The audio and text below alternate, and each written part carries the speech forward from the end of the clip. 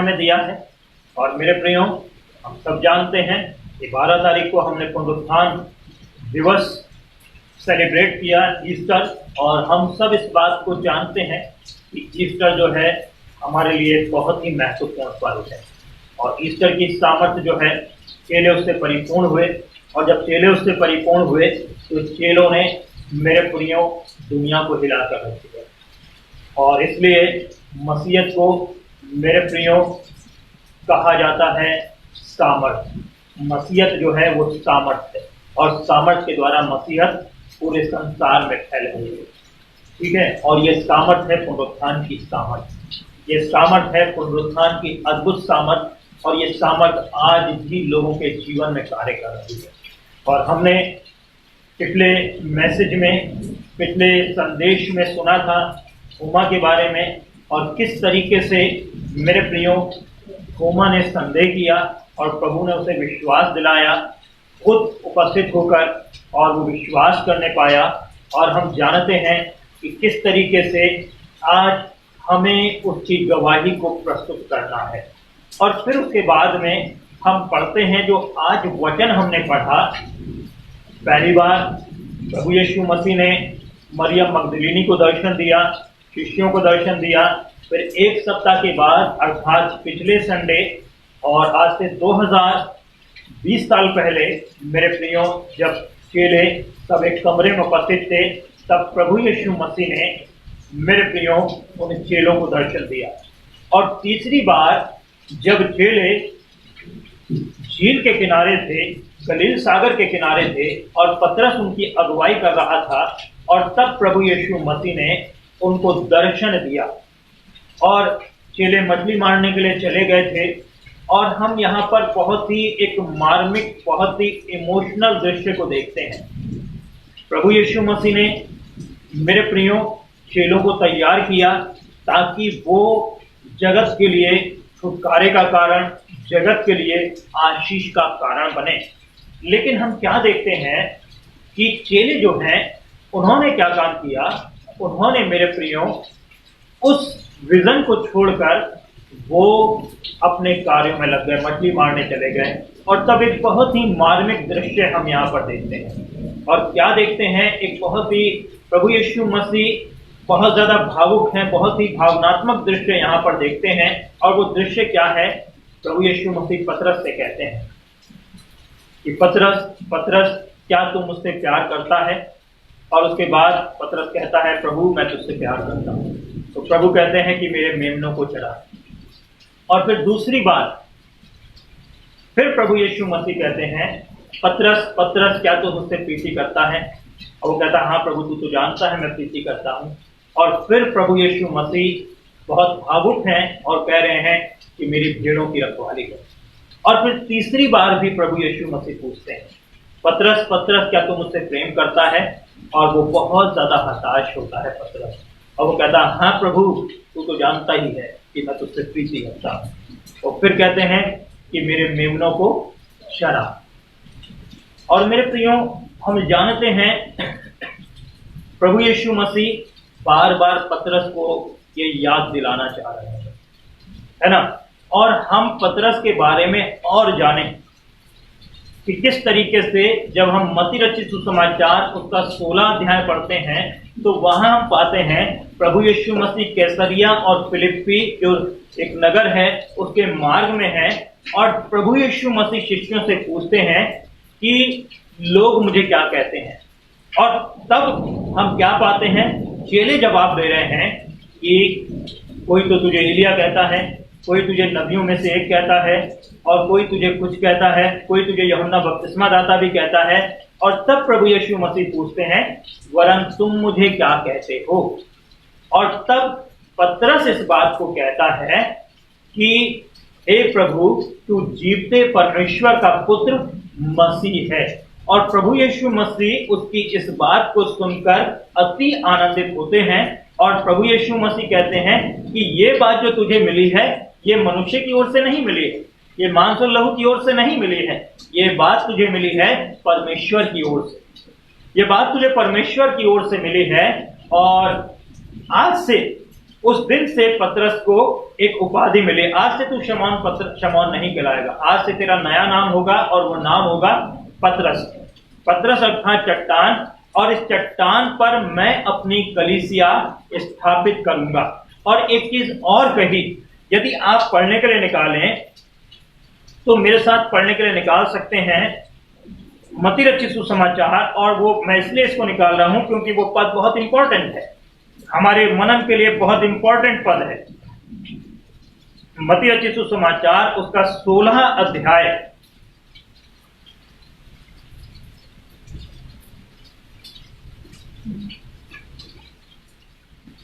और उसके 17 पद से आगे लिखा है, लेकिन मैं आपके सामने 18 पद से पढ़ूंगा। मैं तुझसे यह भी कहता हूं कि तू पतरस है और इस चट्टान पर मैं अपनी कलीसिया बनाऊंगा।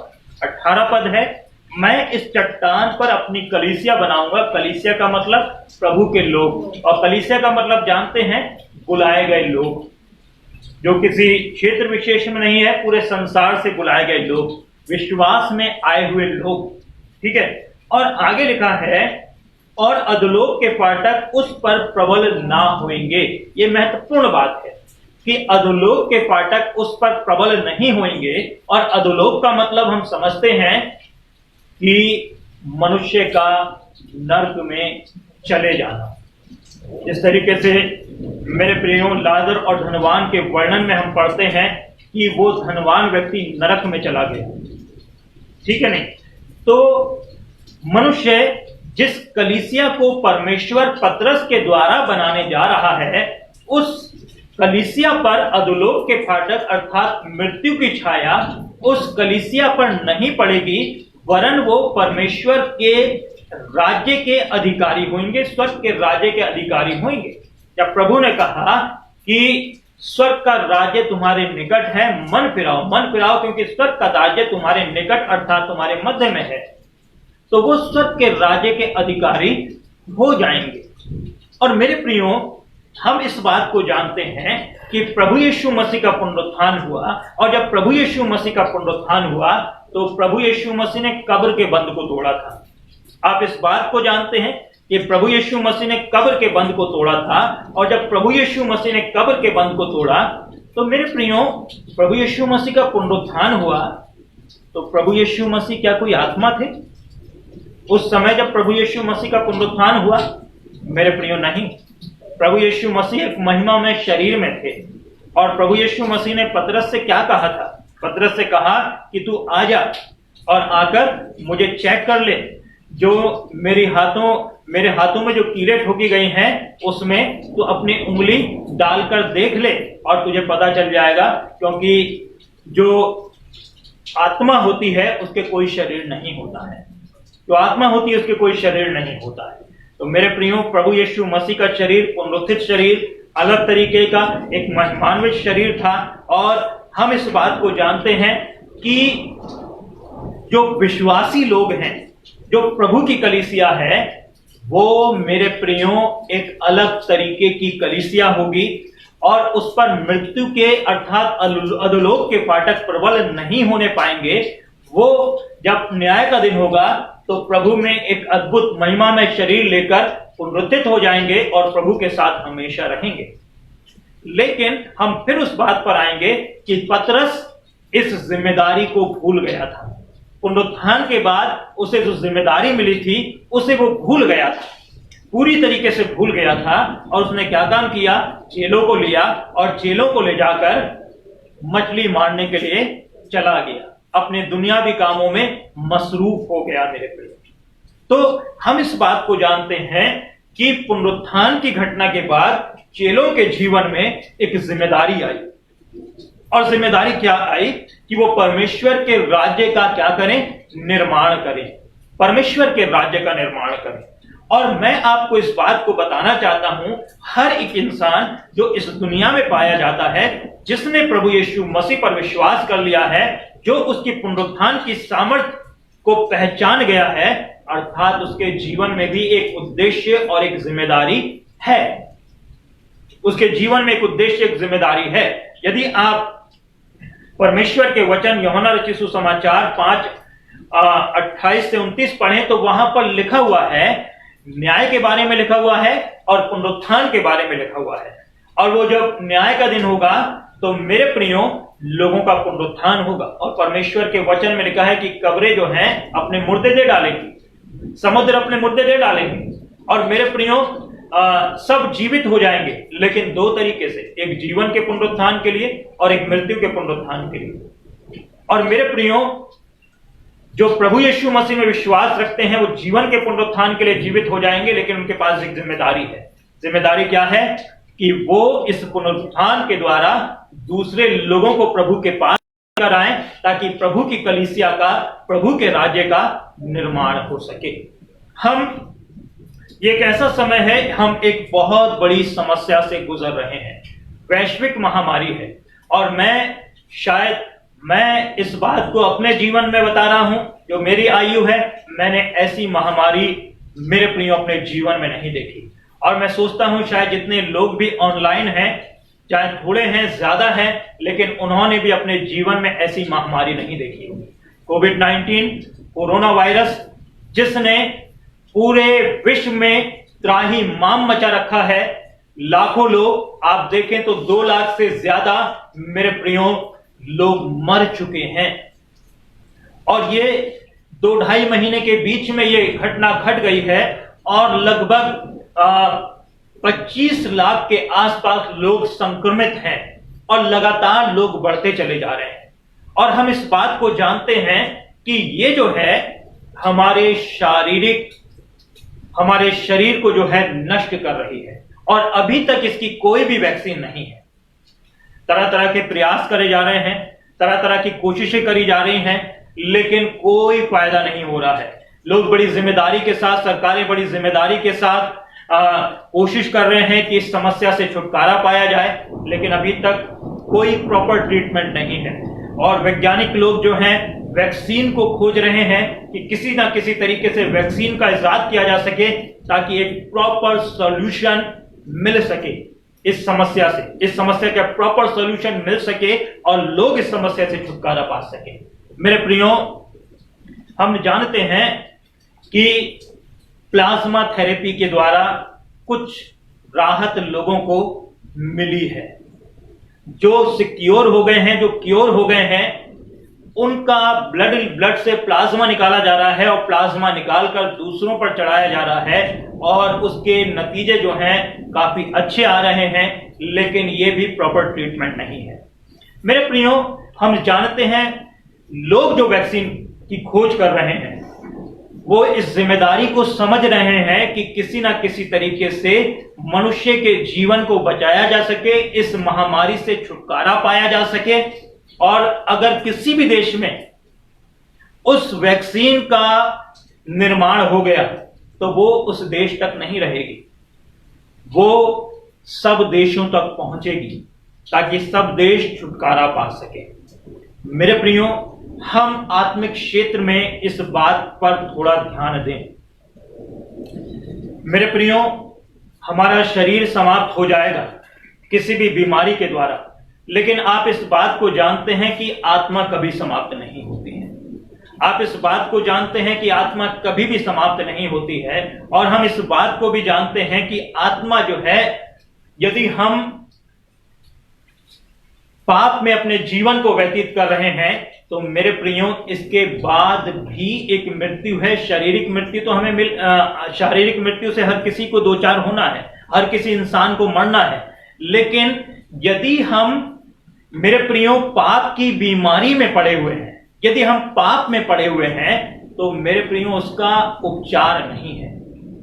इसका तो उपचार हो जाएगा, हो सकता है वैक्सीन जल्दी से इजाद हो जाए, लोग बच जाएं, लेकिन अगर पाप की बीमारी में पड़ गए और पाप की बीमारी में पड़कर और हम मर गए, तो मरने के बाद मैं आपको बताना चाहता हूं कि हमें नर्क सीधे सीधे हमारा इंतजार कर रही है। और ये जो आत्मिक मृत्यु है, ये जो आत्मिक मृत्यु है, ये मेरे प्रियो कभी समाप्त नहीं होगी। ये हमेशा के लिए है, हमेशा के लिए तड़पना है, और हमेशा के लिए तड़पना है मेरे प्रियो। और हम इस बात को जानते हैं, इसका उपाय हमें किसमें मिला है? प्रभु यीशु मसीह ने। प्रभु यीशु परमेश्वर ने जगत से ऐसा प्रेम किया और प्रभु यीशु मसीह को इस संसार में भेज दिया। और प्रभु यीशु मसीह ने क्या किया मेरे प्रियो, अपने जीवन का दान दे दिया। काहे के लिए दिया था जीवन का दान? ताकि हमारे पापों का प्रायश्चित, जिसकी सजा हमें इस शरीर में भी मिलती है, हो सकता है बीमारी, हम लोगों ने बहुत सारे पाप किए हैं इसलिए आ गई है ये महामारी। और मेरे प्रियो, इसके बाद भी मैं आपको बताना चाहता हूं कि हम मर भी जाएंगे तब ये महामारी जो पाप के द्वारा हमारे जीवन में आती है पीछा नहीं छोड़ने वाली है। ये वहां पर भी हमें परेशान करेगी और वो मौत जो है वो बहुत खतरनाक है।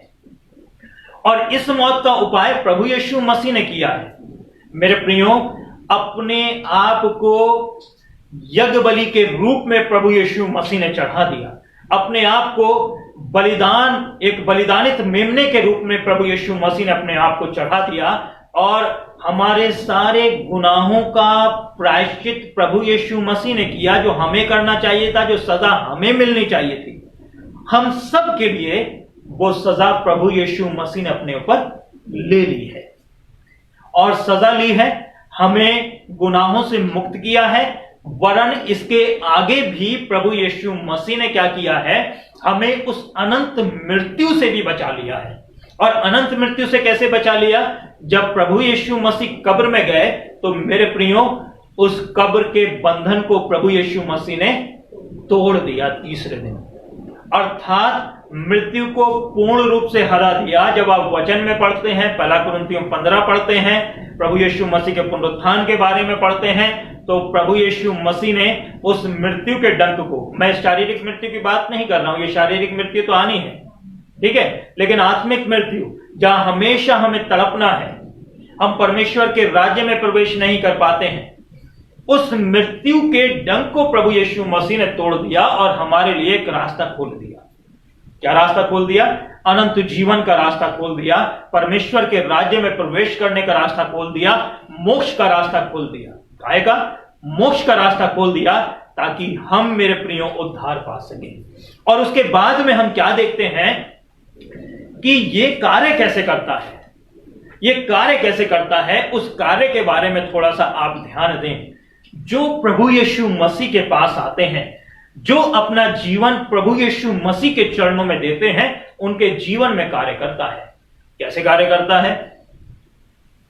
प्रभु यीशु मसीह ने जब जक्कई को दर्शन दिया तो प्रभु यीशु मसीह, जक्कई तो पेड़ पर था और प्रभु यीशु मसीह को देखना चाहता था, और प्रभु यीशु मसीह ने कहा, जक्कई शीघ्र नीचे उतरा, आज मुझे तेरे घर में रहकर रहना है और भोजन करना है।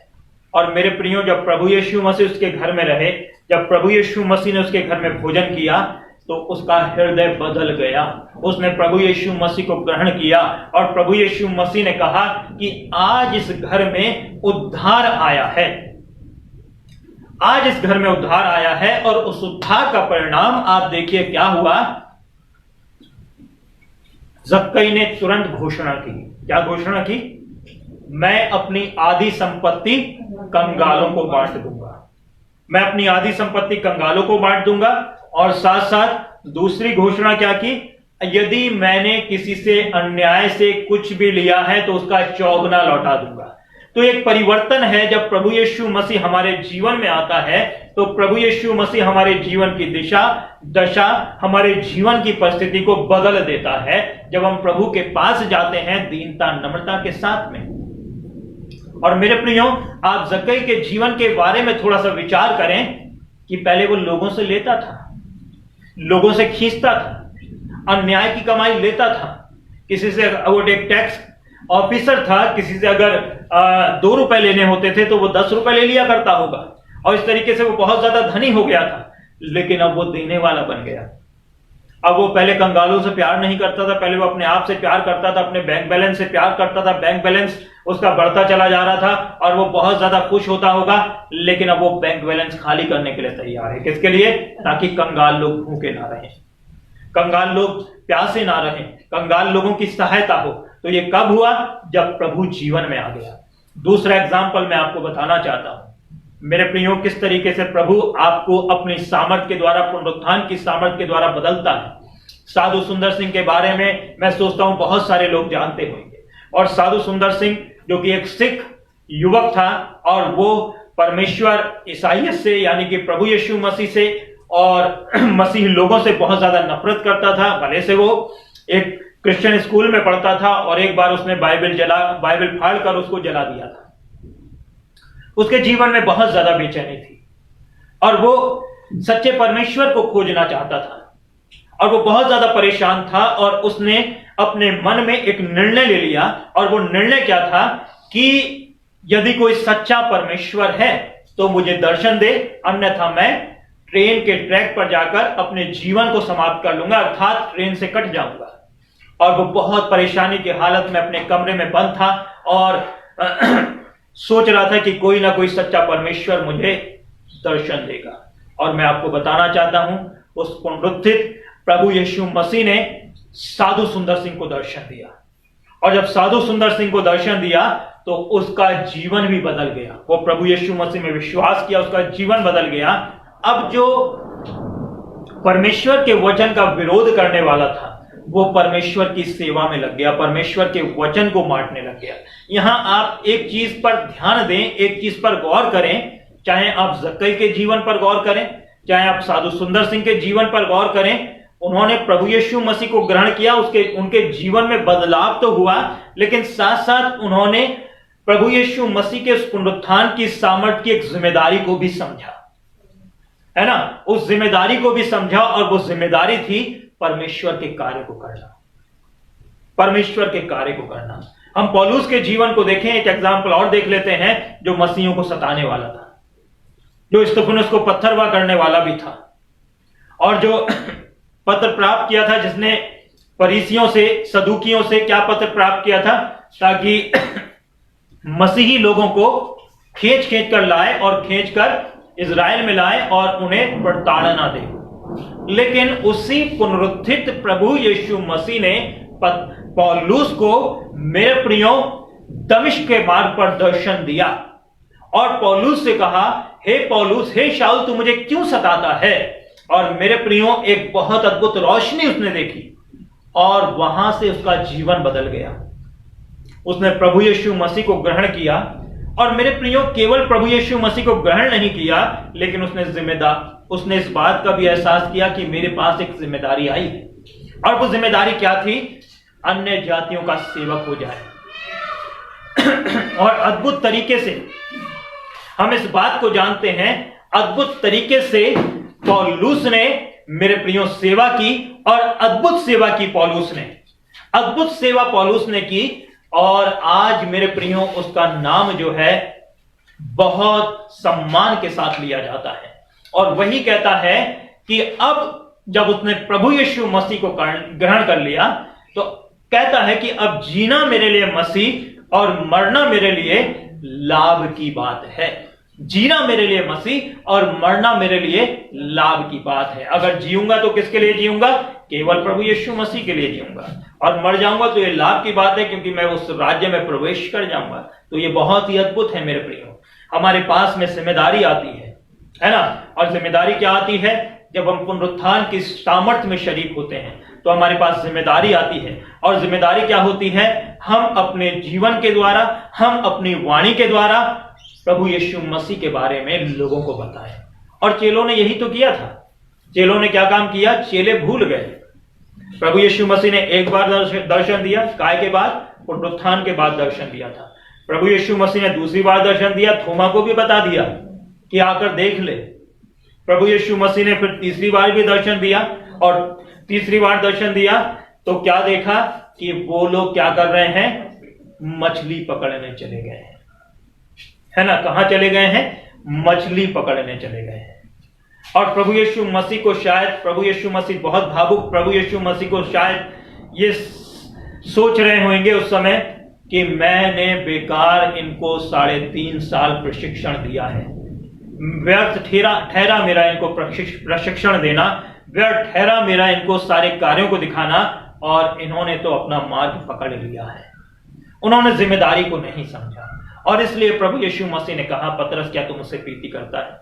पतरस क्या तू मुझसे प्रीति करता है? पतरस क्या तू मुझसे प्रीति करता है? मेरे मेमनों को चरा, मेरी भेड़ों को चरा, मेरे मेमनों को चरा, मेरी भेड़ों को चरा। जिम्मेदारी उनके जीवन में आई। और मेरे प्रियो, जब आप पहला कुरिन्थियों 5 अध्याय पढ़ते हैं तो वहां पर लिखा हुआ है कि परमेश्वर ने हमें मेल मिलाप की सेवा सौंपी है। आप परमेश्वर के वचन को पढ़ते हैं, आप पढ़ने के लिए निकाल सकते हैं यदि आप निकालना चाहें तो दूसरा कुरिन्थियों उसका 5 अध्याय और उसके 18 और 21 पद। दूसरा कुरिन्थियों उसका 5 अध्याय 18 पद में लिखा है, अब ये सब बातें परमेश्वर की ओर से हैं, जिसने मसीह के द्वारा हमारा मेल अपने साथ कर लिया है। हमारा मेल कुरिन्थ की कलीसिया के बारे में, अर्थात कुरिन्थ की कलीसिया का मेल पौलुस के बारे में, पौलुस के साथ जो सिलास है उसके बारे में, कि हमारा मेल जो है प्रभु यीशु मसीह के द्वारा परमेश्वर से हो गया है। ठीक है नहीं? और आगे क्या लिखा है, और हमें मेल मिलाप की सेवा दी है, अर्थात उन्हें मेल मिलाप की सेवा दी थी। और मेरे प्रियो, वो कहते हैं कि हम परमेश्वर के क्या हैं?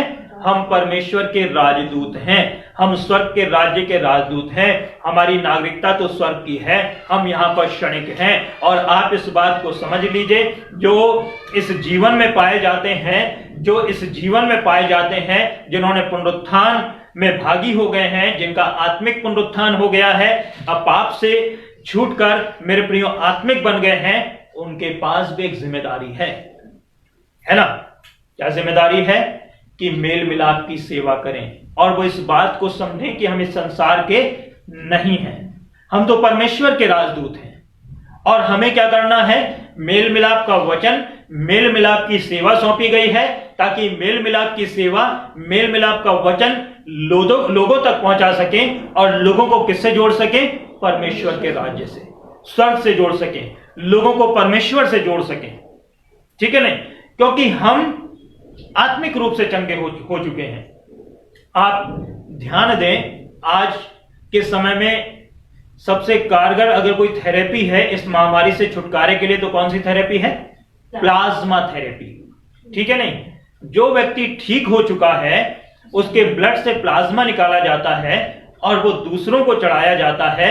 और जब दूसरों को चढ़ाया जाता है तो वो उनका जो शिफा होने की जो रेट है वो बहुत ज्यादा है, वो जल्दी शिफा हासिल करते हैं। और एक समय मैं अपने जीवन के बारे में बताना चाहता हूं। एक समय मुझे भी डेंगू हो गया था और प्लाज्मा थेरेपी उस समय दी गई थी और अति शीघ्र क्योरनेस हासिल की। तो आज भी लोग क्योरनेस हासिल कर रहे हैं। लेकिन क्या आप देखिए, वहां पर देखिए, ये किन लोगों का प्लाज्मा लिया जाता है? ये उन लोगों का प्लाज्मा नहीं लिया जाता है जो संक्रमित हैं। ये उन लोगों का प्लाज्मा लिया जाता है जो पूर्ण रूप से ठीक हो चुके हैं। ठीक है नहीं? और उनका प्लाज्मा निकाल के, ब्लड से निकालकर वो दूसरे रोगियों में डाला जाता है जो बहुत ही कठिन हालत में है, वेंटिलेटर पर है, उन्हें बचाया जाता है। तो मेरे प्रियो, हमने भी प्रभु यीशु मसीह से पा लिया है। ध्यान से सुने मेहरबानी से, ध्यान से सुने मेहरबानी से। हमने भी प्रभु यीशु मसीह से पा लिया है, जीवन पा लिया है। तो हम कितने लोगों में उस जीवन का संचार करते हैं? यह जिम्मेदारी है हमारी, यह हमारी जिम्मेदारी है, क्योंकि हम बचे हैं तो हमारे द्वारा और लोग भी बचाए जाएं, वो परमेश्वर के राज्य में प्रवेश कर सकें। और बिना प्रभु यीशु मसीह के हम नहीं कर सकते। प्रभु यीशु मसीह ने कहा कि सच्ची दाखलता मैं हूं और मेरा पिता किसान है। और यह भी कहा आगे कि मुझसे अलग होकर तुम कुछ नहीं कर सकते। जो डाली मुझ में है और बनी रहती है वही कुछ कर सकती है। अगर आप प्रभु यीशु मसीह से अलग होकर कुछ करना चाहें तो नहीं कर सकते। बहुत से आज वचन को तो प्रचार कर रहे हैं, लेकिन उनकी जड़ें प्रभु में मजबूत नहीं है, गहराई के साथ नहीं है। बहुत से आज प्रभु की बातों को बता रहे हैं, चाहे पास्टर हैं, चाहे वो लेमन है, चाहे वो साधारण लोग हैं, लेकिन अगर उनका जीवन प्रभु में नहीं है तो मेरे प्रियो, वो लोगों के लिए उद्धार का कारण नहीं बन सकते, लोगों को परमेश्वर के राज्य में प्रवेश नहीं करा सकते। तो मेरे प्रियो, सबसे पहले फर्स्ट ऑफ ऑल, सबसे पहले हमें सबसे पहले प्रभु में आना है, प्रभु के साथ चलना है, प्रभु में आना है, प्रभु के साथ चलना है। और मेरे प्रियो, अपने आप को गहराई से, अपनी जड़ों को गहराई से प्रभु में बना लेना है। सारा भोजन उस प्रभु यीशु मसीह से पाना है। और मैं आपको बताना चाहता हूं, हमारे जीवन में तब अद्भुत परिवर्तन होगा। जक्कई के जीवन में अद्भुत परिवर्तन हुआ।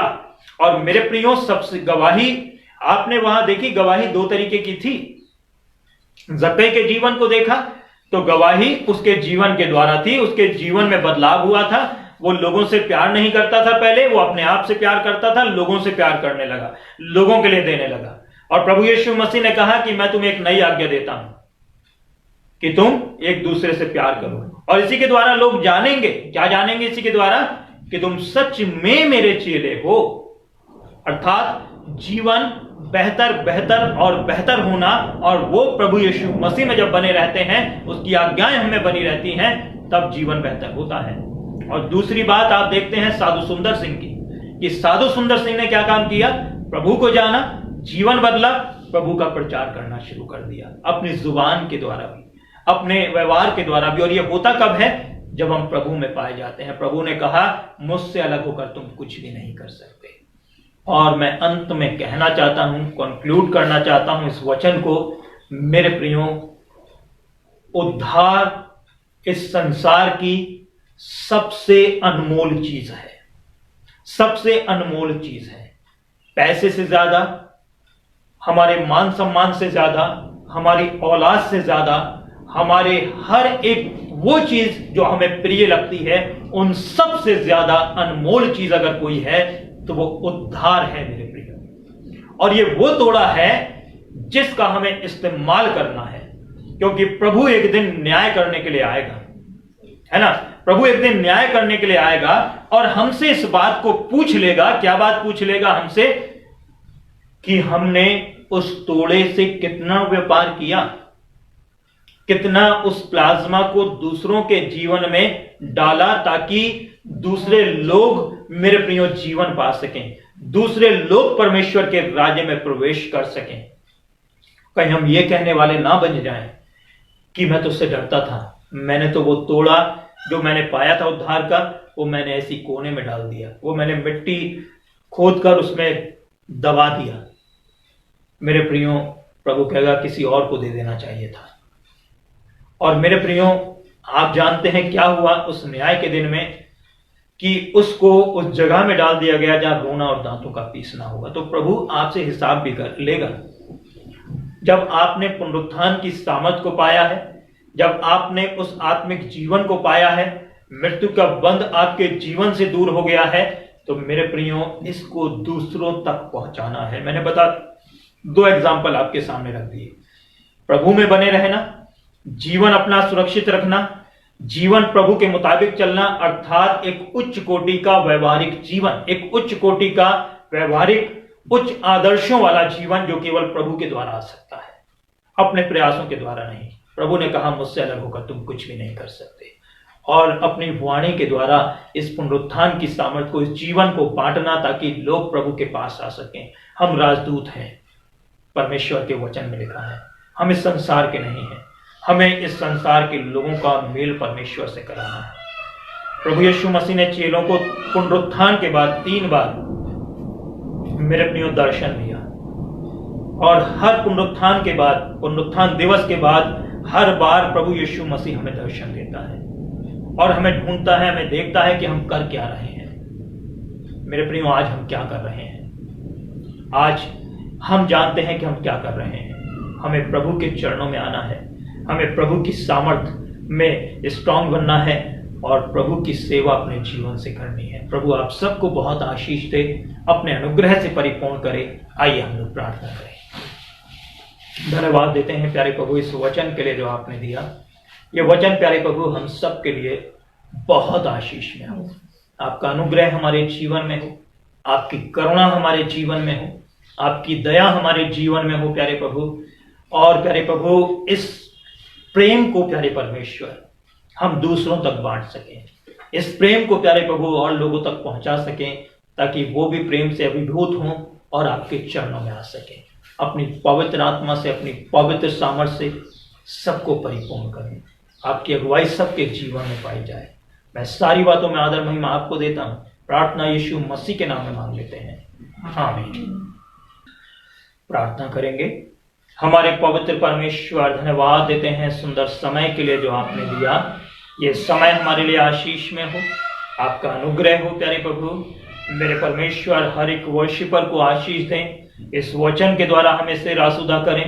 ये वचन हमारे लिए बहुत आशीष में हो, आपका अनुग्रह सबके जीवन पर बरसे प्यारे प्रभु, आपकी सामर्थ सब पर बरसे। अपनी पवित्र आत्मा से, अपनी पवित्र अगुवाई से सबको परिपूर्ण करें और इस कठिन हालात में सबको सुरक्षित रखें प्यारे प्रभु। प्यारे परमेश्वर, सब प्यारे परमेश्वर आप में सुरक्षित पाए जाएं, आप में आशीषित पाए जाएं और आपके नाम को धन्यवाद दें। प्रार्थना यीशु मसीह के नाम में मांग लेते हैं, आमीन। और हमारे प्रभु यीशु मसीह का अनुग्रह, परमेश्वर पिता का प्रेम और पवित्र आत्मा की सहभागिता अब से लेकर सदा तक इस मंडली के साथ और दुनिया के तमाम विश्वासियों के साथ होती रहे, आमीन।